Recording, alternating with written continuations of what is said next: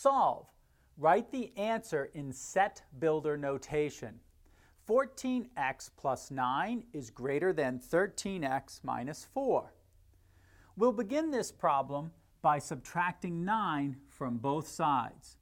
14x plus 9 minus 9 is greater than 13x minus 4 minus 9.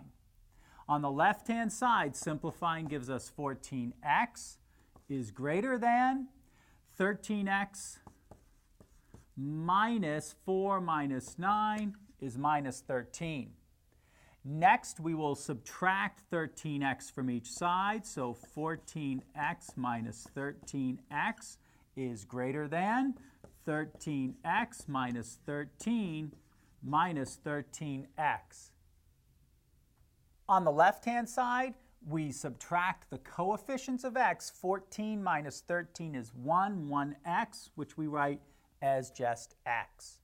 On the right-hand side, the 13x minus 13x is 0, so we have x is greater than negative 13. To write this in set builder notation, we could write the solution set is, we would write open brace x such that x is greater than negative 13, and then close braces.